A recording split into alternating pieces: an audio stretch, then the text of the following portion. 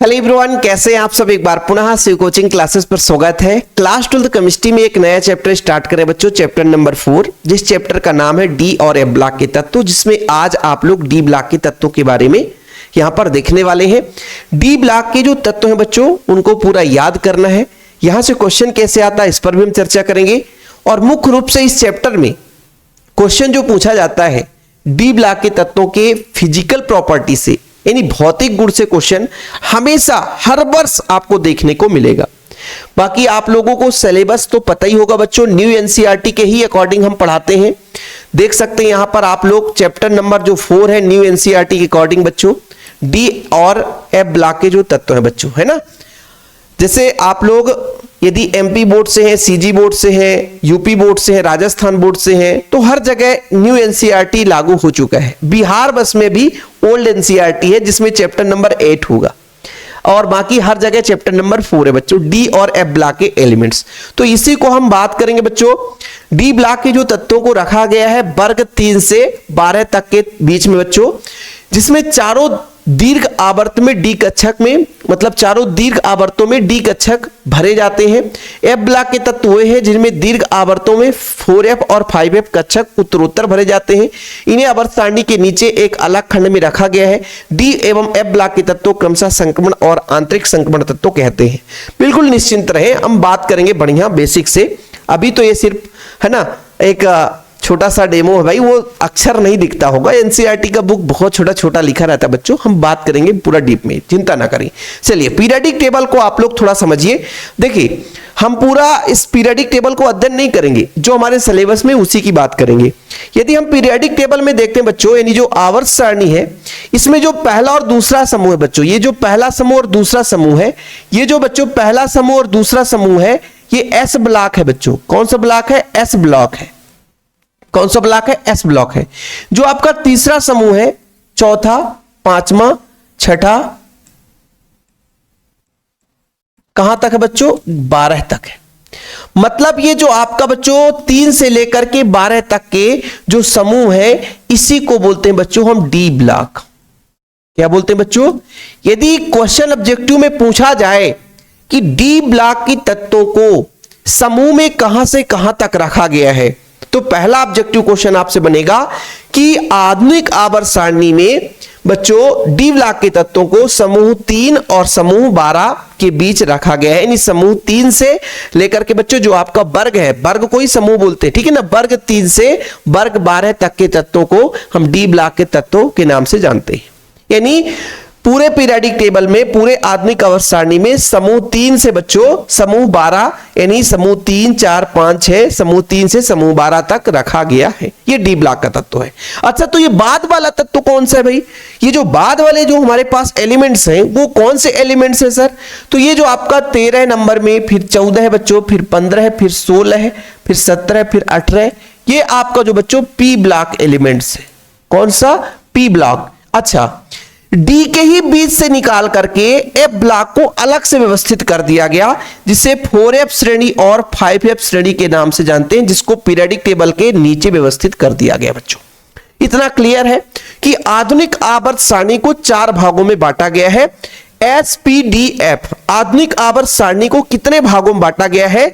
तो आप बड़े प्यार से कह दोगे कि आधुनिक आवर्त सारणी को 4 भागों में बांटा गया है। आवर्त जो सारणी है प्यारे बच्चों, आवर्त सारणी है, इसको कितने भागों में बांटा गया है? तो आप बड़े प्यार से बोलोगे कि sir S block.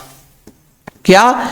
S block. और फिर बच्चों पी ब्लॉक, ठीक है, फिर आपका डी ब्लॉक,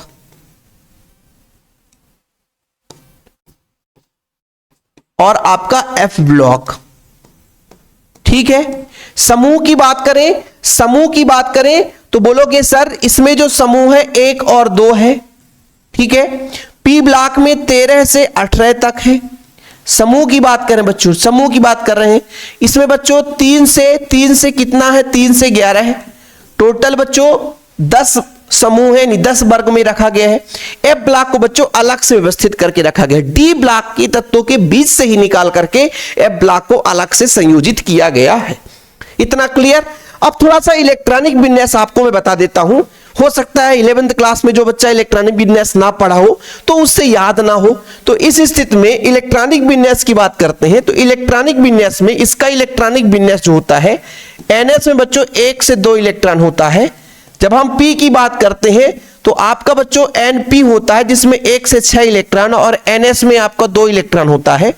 जब हम बात करते हैं बच्चों d की तो n-1d में जो आपका इलेक्ट्रॉन जाता है, n-1d में इलेक्ट्रॉन 1 से 10 हो सकता है और आपका ns बच्चों 1 से 2 इलेक्ट्रॉन हो सकता है।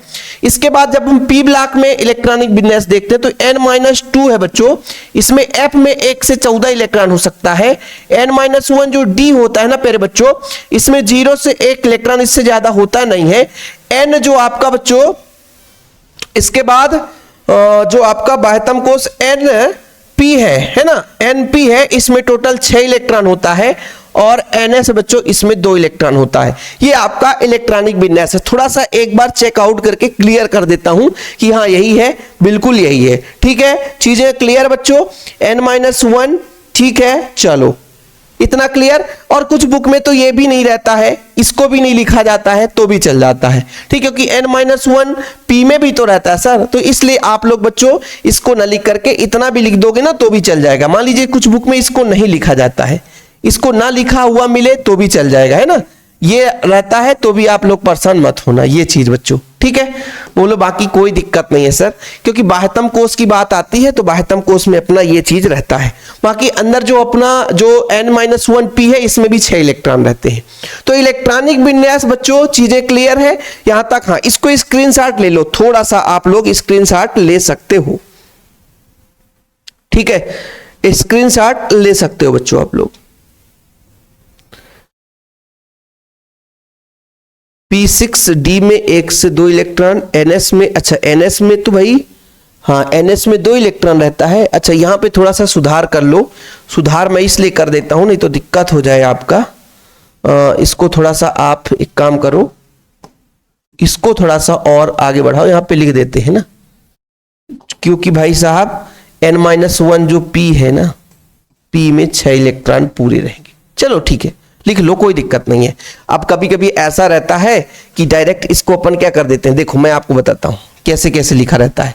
थोड़ा इसको मैं अलग से लिख देता हूं तो और अच्छा रहेगा। सर एक बार थोड़ा सा अच्छे से लिख दो, चलो देखना, देखना भाई साहब, n-1 है ना, n-1 है बच्चों, n-1 में इसमें जो p में बच्चों, जैसे आपका n-s है, s में 2 इलेक्ट्रॉन होगा, p में जो बच्चों पूरे के पूरे 6 इलेक्ट्रॉन होंगे n-1 में, d में बच्चों, d में जो होगा बच्चों 0 या 1 इलेक्ट्रॉन होगा बच्चों, ठीक है, और बच्चों ns जो है लास्ट में 2 इलेक्ट्रॉन। अब ये इलेक्ट्रॉनिक विन्यास सही है, ठीक है।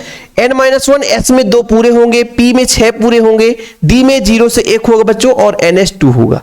और कभी कभी ये चीज ना भी लिखा मिल जाए ना, s2 और p6, तो इसे आप ना भी लिखो तो भी चल जाएगा। ये सीधा सीधा ऐसा रहता है कि n-2 में भाई f में 1 से 14 इलेक्ट्रॉन और n-1 d में 0 से 1 इलेक्ट्रॉन और ns2, ऐसा लिखा मिल जाए तो परेशान मत होना, ठीक है।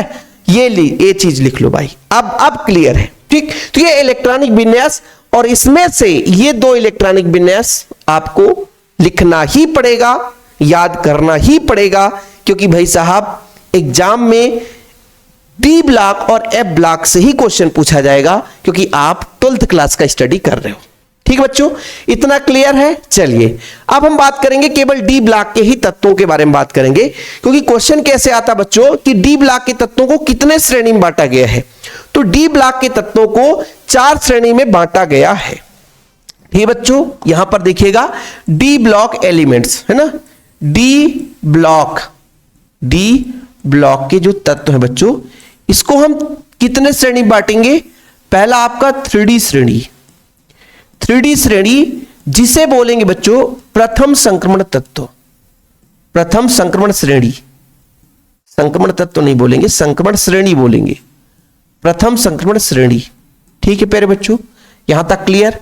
जो दूसरा होगा बच्चों 4D श्रेणी, क्या बोलेंगे बच्चों 4D श्रेणी, जिसे हम बोलेंगे द्वितीय संक्रमण श्रेणी, द्वितीय संक्रमण श्रेणी।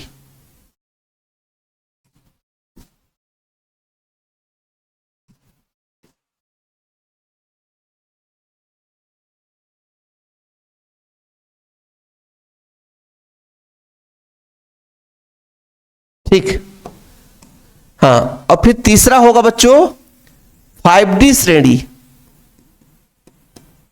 5D श्रेणी को बोलेंगे तृतीय संक्रमण श्रेणी। फिर चौथा होगा बच्चों 6D श्रेणी।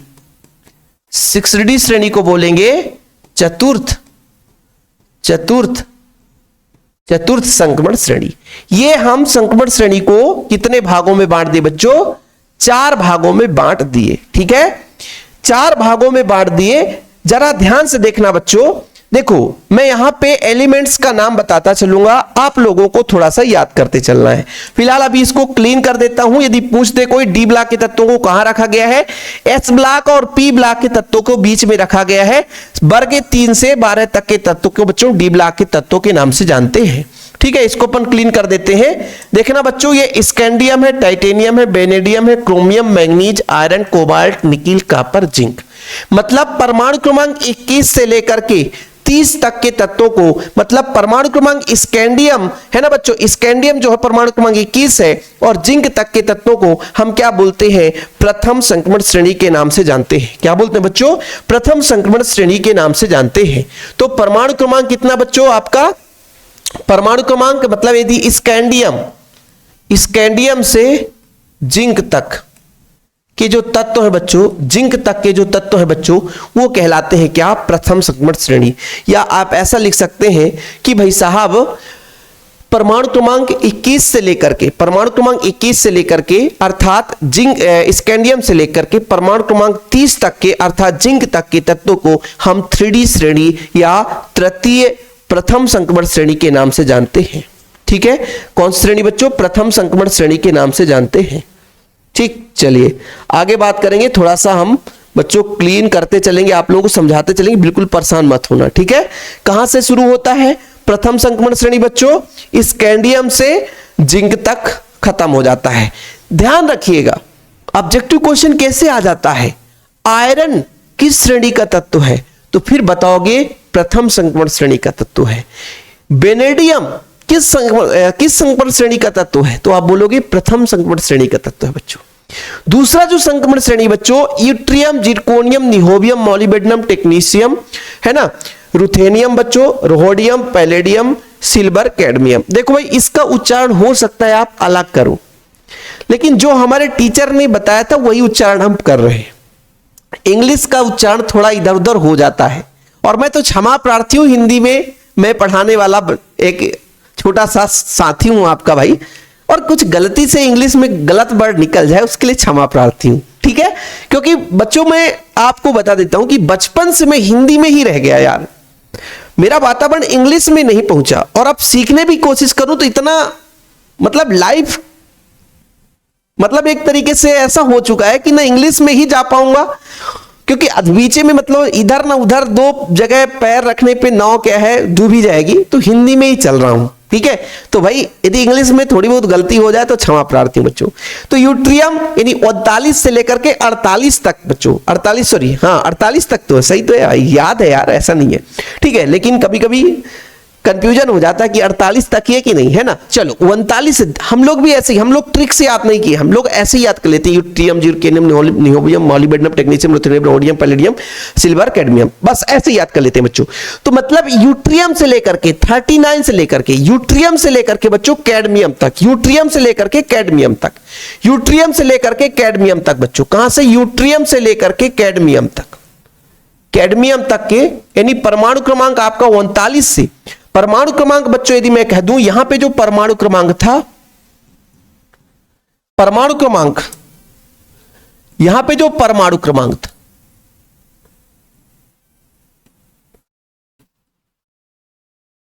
परमाणु क्रमांक कहां से कहां तक? 21 से 30 तक, सही है। यहां पे जो परमाणु क्रमांक बच्चों 39 से 48 तक, ये आपको ऐसे ही फिगर में याद करना है। जैसे ऐसे बनाओगे ना बच्चों, जैसे आप लोग नोट्स लेते हैं, नोट्स लेते के बाद बच्चों क्या करते हो कि नोट्स से प्रॉपर आप उतार लेते हो, और इस तरीके से याद करने का एक तरीका होता है। जब आप पढ़ रहे होते हैं तो बढ़िया आप ऐसे ही छोटे छोटे चीजों को लिख करके याद करो, ऐसे माइंड में थोड़ा सा वो फिगर बन जाता है कि हाँ 3D संक्रमण श्रेणी प्रथम संक्रमण श्रेणी कहलाएगा, जिसमें परमाणु क्रमांक कहां से कहां तक 21 से आपका हो जाएगा 30 तक।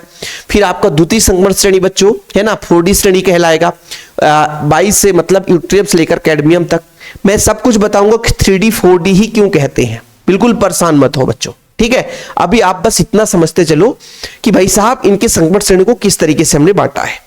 जो तीसरा आपका संक्रमण श्रेणी बच्चों लेंथेनम, लेंथेनम है, और लेंथेनम के बाद के 14 तत्वों को अलग रख दिया गया बच्चों, फिर हाफनियम से लिया गया है, ठीक है। हाफनियम बच्चों टेंटेलम हो गया, टंगस्टन हो गया बच्चों, रेहनियम हो गया, ऑस्मियम हो गया, इरिडियम हो गया, प्लेटिनम हो गया, गोल्ड हो गया, मरकरी हो गया, यही तक है बच्चों। मतलब आपका एक तो संतामन लेंथेनम बच्चों, फिर हाफनियम से कहां तक बच्चों, मरकरी तक है बच्चों, ठीक है। एक लेंथेनम है बच्चों, एक कौन सा है लेंथेनम है, तो पहले आपका इस पे लेंथेनम रहेगा, ठीक है। फिर बच्चों कहां से चला है, हाफनियम से मरकरी तक, Hg तक बच्चों, पारा तक, ठीक है। कहां तक, मरकरी तक। और इसके बाद ये परमाणु क्रमांक 57 था बच्चों। परमाणु क्रमांक 57 के बाद परमाणु क्रमांक 57 कहां शुरू होता है, 72 से 80 तक, 72 से 80 तक, ये याद होना चाहिए बच्चों, 72 से 80, टोटल कितने कितने हैं, सभी में 10 एलिमेंट्स है। यदि आपसे कोई पूछ दे कि संक्रमण श्रेणी में कितने तत्वों को रखा गया है, एक श्रेणी की बात की जा रही है, तो एक श्रेणी में 10 तत्व, टोटल 40 तत्व हैं बच्चों, ठीक है। आगे आप बात करते हैं बच्चों। इसके बाद हमारा लास्ट वाला जो है वो 6D है, एक्टिनियम बच्चों, यहां पे एक्टिनियम है ना, एक्टिनाइड, ठीक है। चलो एक्टिनियम है, ठीक है, एक्टिनाइड जिसे बोलते हैं बच्चों, ये लेंथेनाइड समूह। तो एक्टिनियम के बाद रदरफोर्डियम से शुरू होता है, बच्चों, रदरफोर्डियम, डबनियम, सिवोर्जियम, होरियम है ना बच्चों, हैसियम। इसको थोड़ा सा इसको थोड़ा सा उच्चारण है ना बच्चों, आप लोग देखिएगा, इसका डर्मस्टेडियम, रोंडजीनियम, कॉपरनीसियम, इसको तो मैं मिटरबियम पढ़ता था, लेकिन वास्तव में इसका उच्चारण होगा बच्चों मिटरनियम, है ना, मिटनरनियम। अच्छा, MEIT, इसका गूगल करते हैं भाई, इसका थोड़ा अटपटा नाम है, ठीक है। हम तो मिटरनियम ऐसे याद कर लेते थे, लेकिन थोड़ा सा आप लोगों को गूगल में करके बता देता हूं, 1 मिनट। सर इसका नाम क्या होगा, इसका नाम मैं बताता हूं आपको, हाँ मिटनेरियम, ठीक है, मिटनेरियम है, मिटनेरियम, चलो ठीक है, ये है मिटनेरियम, ठीक है, मिटनेरियम, MEITNERIUM, ओके, चलो कोई बात नहीं है। हम लोग जानते हो ऐसे याद को लेते मिटरबियम, MT से मतलब था हमको, MT से मतलब था, MT से तो ट्रिक से भी याद हो जाएगा, MT से, चलो ठीक है। तो रदरफोर्डियम से लेकर के, वैसे इनके बीच के तत्वों को नहीं पूछा जाता, कभी भी ऑब्जेक्टिव में क्वेश्चन पूछेगा तो ये 2 तत्वों के बीच का तत्व, या कोई ऐसा पॉपुलर जैसे आपका Hg हो गया, सोना हो गया बच्चों, प्लेटिनम हो गया, ये क्वेश्चन थोड़ा सा, टंगस्टन हो गया, ये जो तत्व हैं पूछे जाते हैं, ठीक है। जैसे कैडमियम हो गया बच्चों, है ना, ये आपके जिंक हो गया, ये पहला दूसरा तो मान लीजिए, पहला दूसरा तो आपके मुख में रटा ही होना चाहिए, ठीक है बच्चों, ठीक है। तो ये अपना एक्टिनियम के बाद रदरफोर्डियम कहां से कहां तक है बच्चों, 104 से 112 तक, 104 से 112, मतलब 89 है, फिर 104 से 112 है, 89 है बच्चों, 89 है, 104 से 112, ठीक है। ये आपका एक्टिनियम था बच्चों, एक्टिनियम था, फिर आपका रदरफोर्डियम से कहां तक चला था, कॉपरनीसियम तक, कहां तक चला था बच्चों, कॉपरनीसियम तक बच्चों, CN तक चला था, कहां तक, CN तक चला था। तो इस तरीके से यदि किसी बच्चे को याद नहीं होता है तो इस तरीके से छोटा सा चार्ट बना ले कॉपी में, तो ऐसे में आपको याद हो जाएगा, 1 बार 2 बार 3 बार 4 बार करोगे बच्चों तो बढ़िया तरीके से इसको याद कर लोगे। और ये सारा चीज बढ़िया नोट्स में लिखा रहता है। यदि कोई बच्चा अभी तक नोट्स नहीं लिया है, मतलब भी समझो कि वो उसकी तैयारी अच्छे से नहीं चल रही है। तो भैया 96 85 29 91 49, भाई आपको प्रॉपर नोट्स चाहिए ना, तो मात्र 100 रुपए चार्ज लगता है, और ये बढ़िया आपको मिलेगा बच्चों, बढ़िया लिखा हुआ मिलेगा, तो आप लोगों को परेशानी नहीं होगी, ठीक है।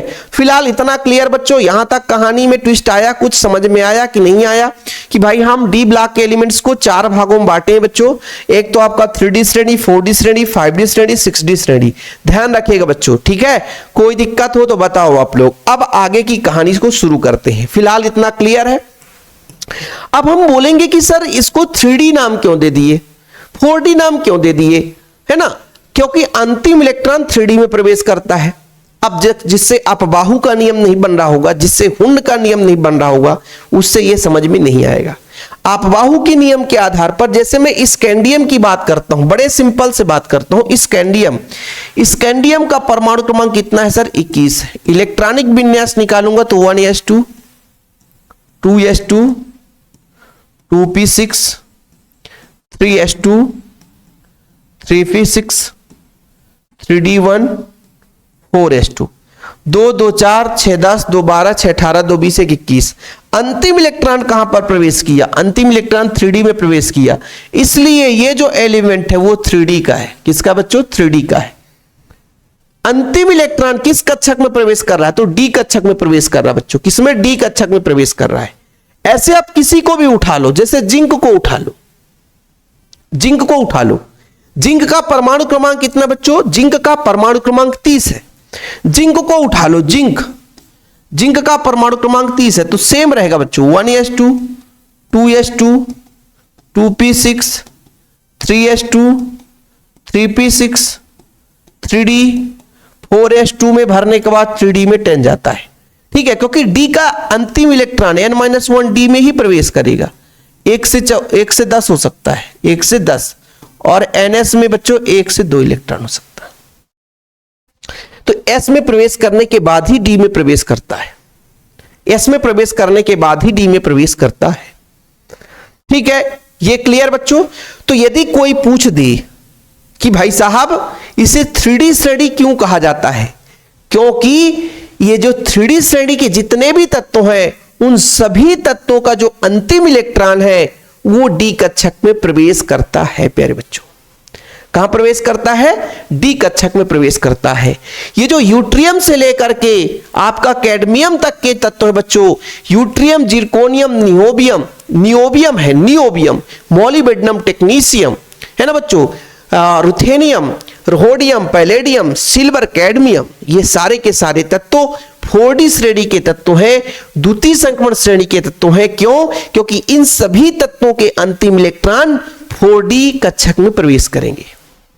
ऐसे बच्चों यहां पर भी बात करेंगे, चाहे इनकी बात करेंगे, तो अंतिम इलेक्ट्रॉन कहां, इसमें आपका 4D था, इसमें 5D, इसमें 6D में प्रवेश करेगा। ठीक है, इसलिए इसको 5D श्रेणी, 6D श्रेणी के नाम से जानते हैं। ठीक है, क्वेश्चन आता है बच्चों। ठीक है, डी ब्लॉक के तत्वों के वर्गीकरण को समझाइए। तो डी ब्लॉक के तत्वों को 4 भागों में बांटा गया है। एक तो आपका 3D संक्रमण श्रेणी, तो आप लोग लिखोगे 3D संक्रमण श्रेणी में स्कैंडियम से लेकर के जिंक तक के तत्वों को रखा गया, अर्थात परमाणु क्रमांक 21 से परमाणु क्रमांक 30 तक के तत्वों को रखा गया है। इस श्रेणी में मतलब 10 तत्वों को रखा गया है बच्चों, बस सिंपल इतना ही करना है ना। और यदि हम बात करते हैं तो किस आवर्त में बच्चों, चौथे आवर्त में है बच्चों। देखो, ये पहला आवर्त हो गया, ये दूसरा आवर्त, ये तीसरा आवर्त, और ये आपका चौथा आवर्त, चौथे आवर्त में रखा गया बच्चों। इसके बाद ऐसे हम बात करेंगे कि आपका 3D श्रेणी हो गया, 4D श्रेणी। 4D श्रेणी में 10 तत्वों को, यूट्रियम से लेकर के कैडमियम तक के तत्वों को, अर्थात परमाणु क्रमांक 39 से लेकर के 48 तक के तत्वों को रखा गया है, जिसमें 10 तत्व है बच्चों। ठीक है, सिंपल है। इसका इलेक्ट्रॉनिक विन्यास भी आप बता सकते हो। इन सभी का इलेक्ट्रॉनिक विन्यास अलग अलग भी बता सकते हो। बोलोगे सर कैसे अलग अलग इलेक्ट्रॉनिक विन्यास बता सकते हैं, तो यहां पर आप लोगों को अलग अलग यदि इलेक्ट्रॉनिक विन्यास बताना है, अलग अलग यदि इलेक्ट्रॉनिक विन्यास बताना है, तो मैं थोड़ा सा यहां पर लिख देता हूं।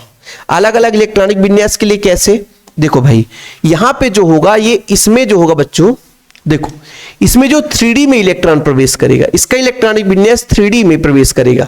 एक से कितना इलेक्ट्रॉन हो सकता है, 10, और इसमें 4s में 2 इलेक्ट्रॉन होंगे, या तो 1 इलेक्ट्रॉन होंगे या तो 2 इलेक्ट्रॉन होंगे। ठीक है, 1 से 2।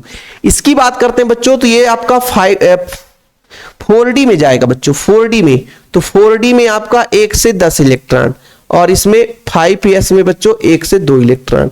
फिर बच्चों यहाँ पे 5D में 1 से 10 इलेक्ट्रॉन। ठीक है, तो 6s में बच्चों 1 से 2 इलेक्ट्रॉन। इसका इलेक्ट्रॉनिक विन्यास 6D में 1 से 10 इलेक्ट्रॉन। तो बच्चों 7s में बच्चों 1 से 2 इलेक्ट्रॉन। ये चीज है। तो इसका इलेक्ट्रॉनिक विन्यास भी जैसे हमारे नोट्स में पूरा प्रॉपर, इसीलिए तो कहता हूं बच्चों कि नोट्स जरूरी है। इस चैप्टर को नोट्स प्लस वीडियो दोनों चीज आपको थोड़ा सा समय देना पड़ेगा, दोनों चीज आपको देखना पड़ेगा। कोई सोचता है ना बच्चा कि हम नोट्स नहीं लेंगे और इस चैप्टर को समझ लेंगे, तो उतना मैं इस चैप्टर में केवल आपको समझाने का काम करूंगा। पूरा ऐसा नहीं कि पूरा मैं थ्योरी लिखूंगा, इतने में तो भाई 3-3 घंटे का क्लास लग जाएगा, कहानी खत्म नहीं होगी बच्चों। ठीक है, तो ये है बच्चों 3D श्रेणी। जैसे हम यदि क्वेश्चन आ गया कि डी ब्लॉक के तत्वों को वर्गीकरण को समझाइए, तो बस इतना ही है, लेकिन इसको हिंदी में लिखना है कि पहला 3D श्रेणी प्रथम संक्रमण श्रेणी, इसमें स्कैंडियम से लेकर के जिंक तक के तत्वों 10 तत्वों को रखा गया, अर्थात परमाणु क्रमांक 21 से 30 तक के तत्वों को रखा गया है, जिसका समान इलेक्ट्रॉनिक विन्यास इतना हो जाएगा बच्चों। 4D श्रेणी में आप यूट्रियम से कैडमियम तक के 10 तत्वों को रखा गया, अर्थात परमाणु क्रमांक 39 से 48 तक के तत्वों को रखा गया है, समान इलेक्ट्रॉनिक विन्यास इतना हो जाएगा। 5D में बच्चों लेंथेनम के बाद हैफनियम से, है ना, लेंथेनम तथा हैफनियम से Hg यानी बच्चों आपके 12 तक के तत्वों का, अर्थात 57 फिर 72 से 80 तक के तत्वों को रखा गया, जिसका इलेक्ट्रॉनिक विन्यास इतना है। फिर ऐसे इसको भी लिखना बच्चों अपनी भाषा में। ओके, चीजें क्लियर है भाई। परमाणु क्रमांक आप लोग थोड़ा सा पीरियोडिक टेबल मिला लेना, गड़बड़ ना होने पाए, नहीं तो मुझे गाली मत देना, बोले सर गाली आपको दूंगा। भाई गलत तो आप कर रहे हो, ठीक है, चलो कोई बात नहीं है ना। 104 से लेकर के 112 तक है ये, इसीलिए मैं सोच रहा हूं कि गड़बड़ ना होने पाए। 104 से 112 है ना, चलो ठीक है, चलो भाई कोई दिक्कत नहीं। और एक्टिनियम, चलो ठीक है बच्चों, तो ये अपना समान हो चुका है। अभी कहानी खत्म नहीं हुआ है, थोड़ा सा समय लगेगा। अब इसको याद करना है भाई, याद करना है। थोड़ा सा याद करने का तरीका क्या है सर? याद करने का तरीका आप बताओ। याद करना मेन तो याद ही करना है, याद नहीं हुआ तो खत्म कहानी। देखो मैं थोड़ा सा कुछ अजीबोगरीब ट्रिक से आपको समझाऊंगा, गूगल कर लेना ट्रिक, ठीक है, गूगल कर लोगे सबसे अच्छा। और गूगल नहीं कर पा रहे हो भाई, तो मैं अभी कुछ तो अपने भाषा में बताता हूं, और मेरा भी बचपन का ही याद हुआ जो मैं रटता नहीं भाई। देखो बाकी ये पॉपुलर ट्रिक जो होगा, जैसे मान लीजिए स्कैंडियम है बच्चों, स्कैंडियम है, टाइटेनियम है, वेनेडियम है, क्रोमियम है, मैग्नीज है, आयरन है, कोबाल्ट है, निकिल है, कॉपर है, जिंक है। देखो बच्चों इसको है Sachin Tendulkar very crazy man, ठीक है बच्चों, Sachin Tendulkar very crazy man, ठीक है। फिर कोनी काजी, यहां पर बच्चों मैंने कहा फिर कोनी, ये कोनी काजी, ठीक है, फिर कोनी काजी है ना बच्चों। फिर आयरन हो गया, को से कोबाल्ट हो गया, नी से निकिल हो गया, का से कॉपर हो गया, जिंक से हो गया बच्चों, है ना। फिर कोनी काजी या Sachin Tendulkar very crazy man है, ठीक है बच्चों। और आपको अपने हिसाब से जो भी लिखना है, मैं तो ये पहला जो बच्चों ये जब 9th क्लास में प्रवेश किया था तभी 9th क्लास में जब हम पढ़ते हैं तो परमाणु क्रमांक कितना याद कराते हैं 1 से 30 तक। तो ये scandium, titanium, vanadium, chromium, manganese, iron, cobalt, nickel, copper, zinc, ये तो एक सांस में याद था, तो इसको ट्रिक की कोई जरूरत है नहीं। लेकिन फिर भी Sachin Tendulkar very crazy man, फिर कोनी कॉजी, ठीक है, फिर कोनी कॉजी, फिर कोनी कॉजी, फिर कोनी कॉजी, काजी ओ जी, कोनी, फिर कोनी काजी ओ जी, बोले नहीं है काजी काबा हो, काजी कुछ नहीं जी, कुछ नहीं, ठीक है बच्चों। यहां पर देखना, यारी जरा निभाना मौत तक, रूह राह पड़े, यार रुकावट राह में पड़े तो आगे छोड़ देना, आगे छोड़ देना बच्चों। रुकावट राह में पड़े तो आगे छोड़ देना, ठीक है। यारी जरा निभाना मौत तक, अरे यारी ओ मेरे यारी, साथ निभाना कब तक? मौत तक, ठीक है। Yttrium, zirconium, niobium, molybdenum, technetium, ruthenium, rhodium, palladium, silver, cadmium, यारी जरा निभाना मौत तक, रुकावट राह में पड़े, रुकावट राह में पड़े तो आगे छोड़ देना, छोड़ देना भाई, कैडमियम आगे छोड़ देना, ठीक है बच्चों। ला हफ्ता बरना, ला हफ्ता, हफ्ता, ला हफ्ता बरना रे, भाई हफ्ता बोलते ना, मांगने जा रहे हैं हफ्ता, वसूली जिसे बोलते हैं, ला हफ्ता बरना रे, ओ सब पिटेंगे, ओ ऐसे लो, ओ इधर पिटेंगे, वो इधर पिटेंगे और हंसेंगे और हंसेंगे। ला हफ्ता बरना रे, वो इधर पिटेंगे और हंसेंगे। भाई जैसा याद हो जाए वैसा याद करना। याद मतलब हमको याद करने से मतलब है बस। ला हफ्ता बरना रे, वो इधर पिटेंगे और हंसेंगे, वो इधर पिटेंगे और हंसेंगे। ठीक है बच्चों, चलिए इसके बाद अकेला हमारे पास एक ऐसा बुक है बच्चों, अकेला जो आरडी जो शर्मा का बुक है, आर डी शर्मा, अकेला ऐसा बुक है आरडी शर्मा का, आरडी शर्मा का बुक है, अकेला आरडी शर्मा का बुक है, बुक है, हैस्मियम बुक है। ठीक है बच्चों, देखो बच्चों, अकेला एक्टिनियम, आरडी रदरफोर्डियम, डी से डमस्टेडियम, फिर बच्चों आपका सिवोर्जियम, बोहोरियम, ऐसा बुक है हैसियम। ठीक है बच्चों, और एमटी का मैंने क्या बताया था, एमटी का मैंने क्या बताया था, मैंने बताया था एमटी का क्या बताया था बच्चों, मिटनेरियम। ठीक है, चलो मिटनेरियम ऐसा बुक है, देखो बच्चों, जिसमें मटेरियल कैसा है, डिफिकल्ट है। ऐसा बुक है जिसमें मटेरियल कैसा है बच्चों, डिफिकल्ट रेंज है। ठीक है बच्चों, डिफिकल्ट रेंज के क्वेश्चन है, इतने कठिन है बच्चों, सवाल जो है इतने कठिन है मैथ के, डिफिकल्ट रेंज के क्वेश्चन है। अब आप लोगों को लगेगा कैसे, ऐसे भी याद कर सकते हो। अकेला आरडी शर्मा का बुक है मैथ का, किसका बच्चों, अकेला है, किसका बुक, आरडी शर्मा राइटर का है, आरडी शर्मा का बुक है बच्चों मैथ का, जिसमें डिफिकल्ट रेंज के सवाल है, सीएन कॉपरनिशियम सवाल है बच्चों। ऐसा आप लोग याद करो। ठीक है, आपको अपने भाषा में रटना है, किताबी भाषा में नहीं। थोड़ा समझना बच्चा मैं क्या कह रहा हूं। ठीक है, देखो भाई, अकेला है किसका, आरडी शर्मा का बुक। ठीक है बच्चों, अकेला आरडी शर्मा का बुक है, किसका, मैथ का है, जो कि डिफिकल्ट रेंज के सवाल है, उसमें डिफिकल्ट रेंज के सवाल है। ठीक है बच्चों, तो यहां से मैंने कहा Sachin Tendulkar very crazy man, या ऐसे भी है इसके टाइमे क्रेमैन, पर यह कठिन लगता है। Sachin Tendulkar very crazy man, फिर कोनी काजी, फिर कोनी, फिर कोनी काजी, फिर कोनी काजी, कोनी काजी, काजी कोनी काजी। चलो फिर बच्चों, यारी जरा निभाना मौत तक, रुकावट राह में पड़े तो आगे छोड़ देना। ठीक है, ला हफ्ता बरना रे, वो इधर पिटेंगे और हंसेंगे, वो इधर पिटेंगे और हंसेंगे। फिर बच्चों एक्टिनियम, रदरफोर्डियम, डमस्टेडियम, फिर बच्चों ये हो जाएगा, एक्टिनियम से क्या होगा, एक्टिनियम से क्या होगा, अकेला आरडी शर्मा, अकेला आरडी शर्मा का बुक है, अकेला आरडी शर्मा का बुक है मैथ का, जिसमें डिफिकल्ट रेंज के सवाल हैं। ठीक है बच्चों, तो एक बार फिर से रिवीजन करते हैं इसको फटाफट, डी ब्लॉक के एलिमेंट्स को ट्रिक से देखते हैं। चलो, तो ये चीज तो क्लियर हो गया बच्चों, थोड़ा सा एक बार क्लीन करते हैं अपन। ठीक, चलिए फटाफट सुपर फास्ट करेंगे। ठीक है, तो देखिए यहां पर डी ब्लॉक के तत्वों का trick, Sachin Tendulkar very crazy man, फिर कोनी काजी।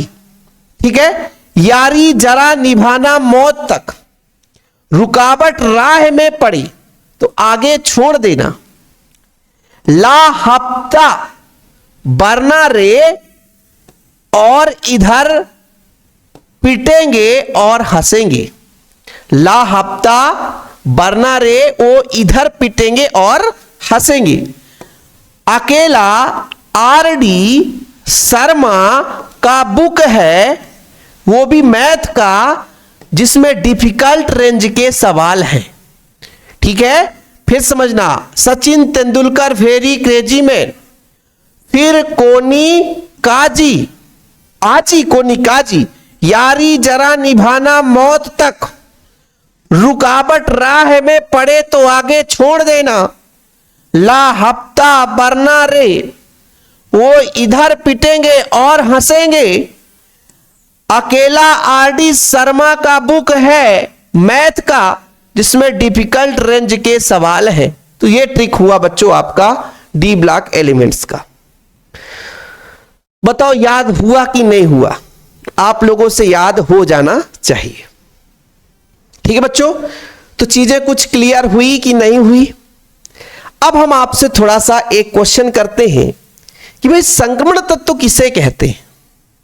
चलो बच्चों, संक्रमण तत्व किसे कहते हैं? संक्रमण तत्व किसे कहते हैं?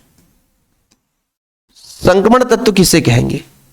तो आप लोग बताओगे कि ऐसे तत्व जिनके अंतिम इलेक्ट्रॉन n-1 d कक्षक में प्रवेश करते हैं, या ऐसे इलेक्ट्रॉन जिनके अंतिम d कोष मतलब अपूर्ण होते हैं। बच्चों, संक्रमण तत्व किसे कहते हैं? वे तत्व जिनके भीतरी d कक्षक अपूर्ण रूप से भरे होते हैं।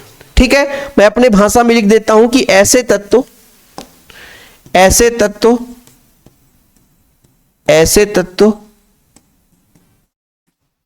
जिनके अंतिम n-1 d कक्षक अपूर्ण रूप से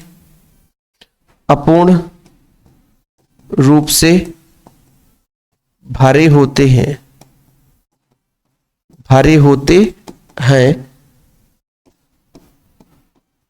संक्रमण तत्व कहलाते हैं। ठीक है, चलो ठीक है बच्चों, संक्रमण तत्व किसे कहते हैं? जिनमें n-1 d कक्षक अपूर्ण होते हैं। बड़ी विडंबना आ गई सर। एक क्वेश्चन ऐसा आता है कि जो हमारा पीरियोडिक टेबल है इसमें ये क्वेश्चन ऐसा आता है कि भाई इसको जिंक को, कॉपर को और पारा को, जिंक को, कॉपर को, पारा को हम संक्रमण श्रेणी का तत्व नहीं मानते हैं, क्यों? ठीक है बच्चों, संक्रमण श्रेणी का तत्व नहीं मानते हैं क्यों? अभी जो चल रहा था ना, कहां चला गया पेज? देखो भाई, हमने क्वेश्चन ये कहा, क्वेश्चन ऐसा है कि जिंक है, पारा Hg है, और क्या बच्चों? कैडमियम था। और कौन सा था? कैडमियम था। कौन सा था? कैडमियम था। ठीक है, जिंक, कैडमियम और जो पारा है ये संक्रमण तत्व नहीं है, क्यों? संक्रमण तत्व नहीं माना जाता, क्यों? और इस चैप्टर का नोट्स बहुत जरूरी है, इसलिए मैं कहता हूं मात्र 100 रुपए चार्ज है बच्चों। कॉन्टेक्ट नंबर है 9685899149। हाँ, जिसमें आल चैप्टर मिलेंगे। ये मत सोचना कि सर एक ही चैप्टर। अब इसको क्यों नहीं माना जाता, देखना बच्चों, बड़े प्यार से समझना। थोड़ा सा यहां पर मैं आपको बता दूं पीरियोडिक टेबल में कहां तत्व है। देखो भाई, यहां पर देखो, जिंक का परमाणु क्रमांक कितना? 30 है। यहां पर थोड़ा देख लो आप लोग, परमाणु क्रमांक कितना है? 30 है। कैडमियम कितना है? 48 है। और Hg कितना है? 80 है।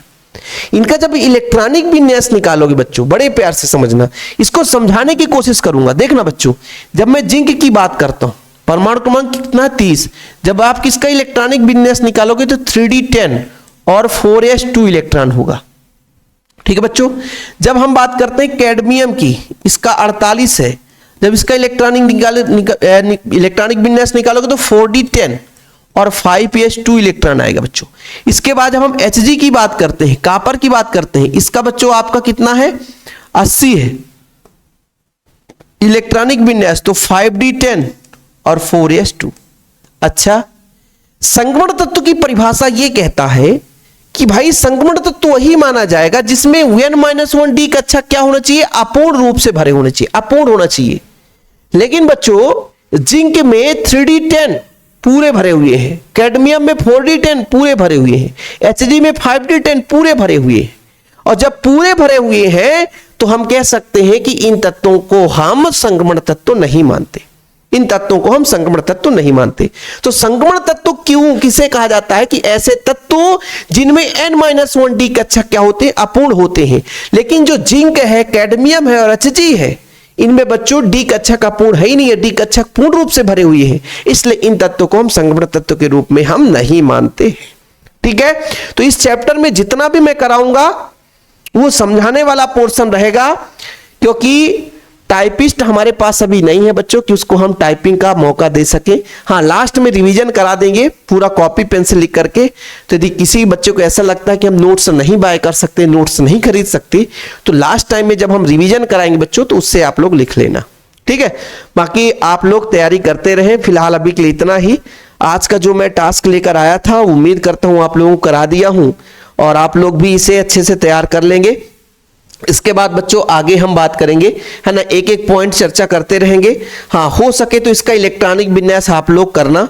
इलेक्ट्रॉनिक विन्यास बनेगा तो भी ठीक है, नहीं बनेगा तो मैं अगले लेक्चर में कराऊंगा। आज मैंने बहुत कुछ सिखाया है, बेसिक चीज से एडवांस लेवल तक, और आगे भी ऐसे बच्चों जो भी पॉइंट छूटेगा आप लोग कमेंट बॉक्स में बताइएगा, मैं आपको वो उस टॉपिक पर वीडियो जरूर प्रोवाइड करूंगा। हाँ, वीडियो को भाई थोड़ा शेयर कर दिया करो, और शिव सर का केवल नोट्स लेकर सपोर्ट कर सकते हो आप लोग। फिलहाल अभी के लिए इतना ही। जय हिंद, वंदे मातरम।